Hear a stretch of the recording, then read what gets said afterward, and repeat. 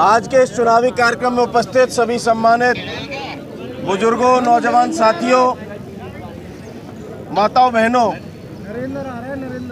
मैं आपके बीच में आपसे आपका आशीर्वाद लेने आया हूं, आपका सहयोग लेने आया हूं, आपका जन समर्थन लेने आया हूं, आपसे वोट की अपील करने आया हूं कि मेरा चुनाव चिन्ह हैंडपंप है और 10 तारीख के दिन मतदान होगा। 10 तारीख को आप जब मतदान करने जाएंगे तो वोट डालने वाली मशीन ईवीएम जिसे कहते हैं, उस ईवीएम में ऊपर से दूसरे नंबर का जो खाना है वो हैंडपंप का है। मैं अचनेरा की सभी समस्त सरदारी से आशा करूंगा और भरोसा भी रखूंगा कि आप मुझे 10 तारीख के दिन मेरे चुनाव चिन्ह के सामने वाले खाने पर बटन दबा करके मुझे आशीर्वाद देंगे। बहुत बहुत धन्यवाद। जिंदाबाद। अनीता चहार, महिला प्रकोष्ठ क्षेत्रीय अध्यक्ष, राष्ट्रीय लोकदल से। क्या लग रहा है क्षेत्र में फतेहपुर सीकरी विधानसभा क्षेत्र में आप लगातार आरएलडी और सपा गठबंधन प्रत्याशी के साथ जनसंपर्क कर रहे हैं, क्या लग रहा है क्षेत्र में, कैसा माहौल है आपके प्रत्याशी का? क्षेत्र में माहौल बहुत अच्छा हो रहा है 2022 के लिए, और खासकर मैंने देखा है कि युवाओं में बहुत जागृति आई है और बहुत मजबूती के साथ खड़े हैं युवा हमारे भाई ब्रजेश चहार के साथ। जिलाध्यक्ष थी महिला, क्या महिलाओं का साथ दिख रहा है आपको फतेहपुर सीकरी में? क्योंकि जो नारायणी के जिलाध्यक्ष थी उन पर तो घूस का आरोप लग के उन्हें हटा दिया गया है। क्या महिलाओं को थोड़ी बहुत ये नहीं लगी है कि जो पार्टी की जो जिलाध्यक्ष लेवल पर जो प्रमुख बनाई गई थी, जब उन्होंने पार्टी का अहित चाहा तो महिलाओं का साथ मिलेगा, इस बार लग रहा है? देखो जी, अगर महिलाओं में देखी जाए तो मान के चलो, आपने कहा कि जिलाध्यक्ष पे घूस का आरोप लगा हुआ है, लेकिन वहाँ महिला के रूप में आप मुझे भी देख सकते हो और सारी विधानसभा में आप कोडिंग से लेके या वैसे कोई बातचीत करके आप देख सकते हो। तो ऐसा नहीं है कि सारी महिलाएं एक जैसी और सारे नेताओं पे, सारे पदाधिकारियों पे एक जैसे आरोप होते हैं, ऐसा नहीं है। महिलाओं का जस्ट हाफ, मतलब 50% हमारी भागीदारी 100% होती है। अच्छा, गठबंधन की सरकार बनती है यूपी में, तो महिलाओं के लिए क्या करेगी सरकार? महिलाओं के लिए बहुत कुछ है। मैं ये कह रही हूँ कि पिछली सरकार को आप देख लीजिए कि महिलाओं के लिए क्या किया है। उन्होंने जो किया है वो तो सबको पता है, मुझे बताने की ज़रूरत नहीं है, लेकिन हमारी सरकार में बहुत सारे आपने घोषणा पत्र आपने देखे होंगे, तो उसमें जो घोषणा की है, क्या करेंगे आप बताइए, आपने भी देखे होंगे घोषणा पत्र। जैसे मान के चलो कि पिछली सरकार में उन्होंने बेबी रानी मौर्य ने शायद एक बयान में बोला था कि 5 बजे के बाद कोई भी थाने में न जाए। तो ऐसा नहीं है कि बहुत कुछ रखा है, महिलाओं की सुरक्षा को लेके बहुत कुछ रखा है। बहन बेटी क्या अपील करना चाहेंगी महिलाओं से? महिला देखेंगी आपको?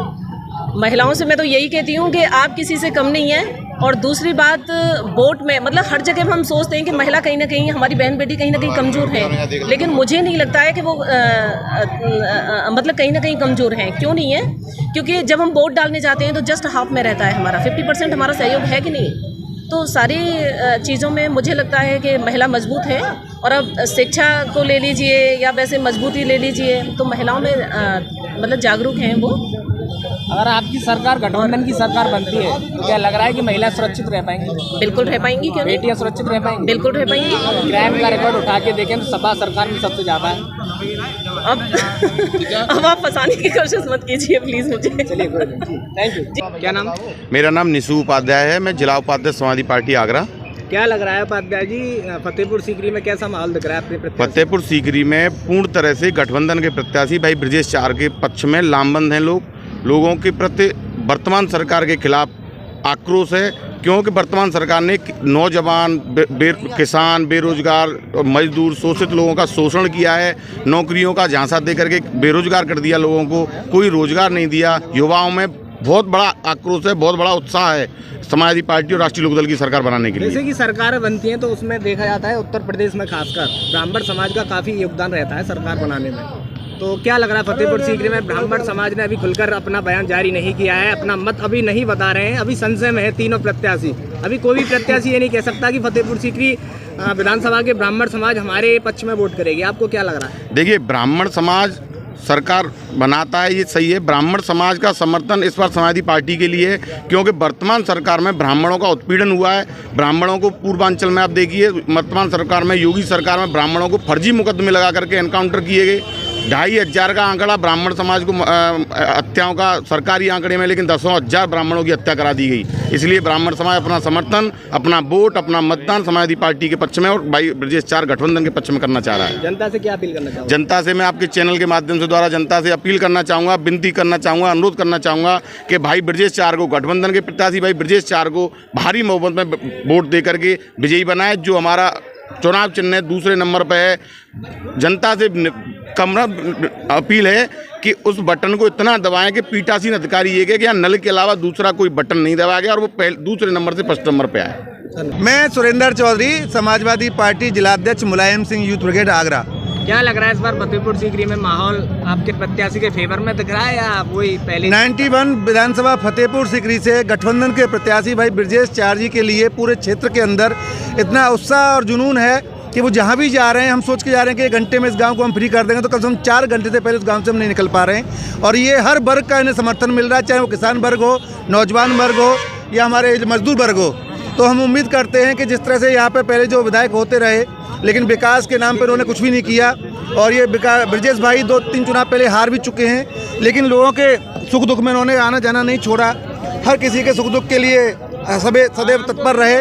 तो इस बार जनता ने भी मूड बनाया है कि भाई ब्रजेश चार जी को एक बार देख लिया जाए, और क्षेत्र में विकास तभी संभव है जब गठबंधन की सरकार बनेगी। आम जनता का भी यही कहना है कि प्रदेश में भी बदलाव की लहर है। आदरणीय अध्यक्ष श्री अखिलेश यादव जी और जयंत चौधरी जी के नेतृत्व में एक सरकार बनने जा रही है गठबंधन की। तो अगर यहाँ से भी विधायक गठबंधन का होगा तो निश्चित तौर पर पूरे प्रदेश के अंदर एक माहौल बनेगा, और जो वायदे किए गए गठबंधन के तौर पर हमारे घोषणा पत्र में, वो वादे पूरे होंगे। आपने पहले भी सरकार देखी थी, समाजवादी पार्टी की सरकार थी, जो भी 12 से लेकर 17 के बीच में जो सरकार बनाते समय वादे किए गए थे वो सारे वादे पूरे हुए। इस बार किसानों के लिए बहुत सारी योजना हमारे आदरणीय अध्यक्ष जी लेके आए हैं, नौजवानों के लिए लेके आए हैं। तो हर वर्ग एक उम्मीद की रूप में गठबंधन को देख रहा है। लगातार सभी प्रत्याशी डोर टू डोर कैंपेन कर रहे हैं और ये किसी से छिपी नहीं है कि इस बार फतेहपुर सीकरी विधानसभा में त्रिकोणीय मुकाबला है। आपके प्रत्याशी की किससे टक्कर है? देखिए, हमारी टक्कर किसी से नहीं है, हम तो बहुत आगे निकल चुके हैं। जनता जनार्दन का जो आशीर्वाद मेरे पिता बुजुर्गों का, नौजवान साथी को, जो प्रत्याशी को मिल रहा है, तो हम तो बहुत आगे चल रहे हैं। लड़ाई हो रही होगी तो दूसरे तीसरे नंबर के लिए हो रही होगी, और हम तो केवल जीत के अंतर को बड़ा करना चाह रहे हैं। हमें लगे कि हमारे आगरा से एक ऐसी विधानसभा से अपने प्रत्याशी को चुन के भेजा है, पूरे प्रदेश के अंदर सबसे बड़ी जीत हमारा प्रयास रहेगा विधानसभा फतेहपुर सीकरी से गठबंधन के प्रत्याशी भाई ब्रजेश चार जी की हो। कहीं ना कहीं आपने अभी जिक्र किया है कि 12 से 17 के बीच में सपा सरकार रही है, लेकिन फतेहपुर सीकरी की समस्या, जो मूलभूत समस्या है, उनमें तब भी सुधार नहीं हुआ था। तो अब जनता कैसे विश्वास करे? देखिए, तब भी प्रयास किए गए थे, हमारे यहाँ विकास कार्य तब भी हुए थे। फतेहपुर सीकरी में विधानसभा में जो हमारा किरावली क्षेत्र है, यहाँ पे नौजवानों के लिए मिनी स्टेडियम बनाने का काम किया, और बहुत सारी पानी की समस्याओं का भी प्रयास किया गया, लेकिन यहाँ पे हमारी गठबंधन का विधायक नहीं थे, तो उन्होंने यहाँ पे कोई रुचि नहीं दिखाई। लेकिन इस बार गठबंधन के अगर प्रत्याशी यहाँ से विधायक बनेंगे तो निश्चित तौर पर यहाँ पे जो मूलभूत समस्याएं, उसका निदान करने का काम गठबंधन के तौर पर प्रत्याशी करेंगे। पानी की समस्या हर एक पार्टी का प्रत्याशी फतेहपुर सीकरी में बता रहा है, और ये आश्वासन दे रहा है कि जैसे ही वो विधायक बनते हैं तो पानी की समस्या को पूर्ण कराएंगे, निजात दिलाएंगे। क्या सिर्फ पानी की समस्या फतेहपुर सीकरी में आपको लगता है? और देखिए, विधानसभा फतेहपुर सीकरी में यूँ तो मूलभूत समस्या हर विधानसभा में होती हैं, लेकिन वास्तव में 40 से 50 गाँव की जो फतेहपुर सीकरी ब्लॉक से ऊपर के जो गांव हैं, वहाँ वास्तव में पानी की विकट समस्या है, और इस पर ध्यान देना बहुत ज़रूरी है। भाई ब्रजेश चार जी ने वहाँ के बासिंदों से निवेदन किया है और विश्वास दिलाया कि सबसे पहले आपकी पानी की समस्या, जो पीने योग्य पानी वहाँ हम लोगों के पास नहीं है, काफ़ी दूर से बहन बेटी पानी लेने के लिए जाती हैं, वो विकास की उसमें परिधि में आता है, और वहाँ विकास भाई कराएंगे, ऐसी हम लोग उम्मीद करते हैं। देखिए, आप फतेहपुर सीकरी विधानसभा क्षेत्र से हैं, आप भी परिचित हैं यहाँ की जो कमियों से। पानी की समस्या के अलावा और क्या करवाना चाहोगे अगर आपके विधायक बनते हैं तो? पानी की समस्या के साथ साथ यहाँ पे कुटीर उद्योग लगेंगे, जिससे मजदूर भाइयों को व्यापार मिल सके, वो अपनी रोजी रोटी कमा सकें। नौजवानों के लिए बहुत सारे यहाँ पे इस तरह के काम होंगे कि वो अपने पढ़ लिख के आगे बढ़ें। योगी सरकार में केवल वायदे किए गए थे, कोई वायदा पूरा नहीं हुआ। 2 करोड़ प्रति वर्ष जो नौकरी देने का उन्होंने वायदा किया था, मैं उम्मीद करता हूँ विधानसभा फतेहपुर सीकरी किसी नौजवान को इस वर्तमान सरकार में कोई नौकरी नहीं मिली होगी, लेकिन उम्मीद कर रहे हैं कि जब गठबंधन सरकार बनेगी तो नौजवानों का, किसानों का, मजदूर का, हर वर्ग का ख्याल रखा जाएगा और पार्टी मजबूत होगी, ऐसी हम उम्मीद करते हैं। जनता से क्या अपील करना चाहोगे? मैं तो आपके चैनल के माध्यम से यहाँ की सम्मानित जनता से यही निवेदन करना चाहता हूँ कि भाई गठबंधन के प्रत्याशी ब्रजेश चार जी को एक बार आप देख लें, वो हमेशा आपके सुख दुख में रहें, और इस बार उन्हें अगर आप विधायक बनाएंगे तो यहाँ पे जो वास्तव में जो समस्या है उनका निदान करने का काम भाई ब्रजेश चार करेंगे। आप लोग 10 फरवरी को जलपान बाद में करें, पहले मतदान करें। चुनाव चिन्ह हमारा हैंडपंप है। मैं समाजवादी पार्टी के साथियों से भी निवेदन करना चाहता हूं कि अपने अपने क्षेत्र में जाकर बताएं। जो घर में बहन बेटी हैं वो कहीं समझ बैठे हैं कि यहाँ पर चुनाव चिन्ह हमारा साइकिल होगा। यहाँ हमारे गठबंधन में सीट गई है जिसका चुनाव चिन्ह हैंडपंप है और ईवीएम मशीन में वो दूसरे नंबर पर है, लेकिन हमें पहले नंबर पर लेके आना है। समाजवादी पार्टी की सरकार बनानी है, भाई ब्रजेश चार को जिताने का काम करना है। धन्यवाद। बहुत बहुत धन्यवाद। अगर आपको ये खबर अच्छी लगी है तो इसे लाइक कर शेयर जरूर करें और अभी तक आपने इस चैनल को सब्सक्राइब नहीं किया है तो चैनल को सब्सक्राइब कर बेल आइकन जरूर से दबाएं।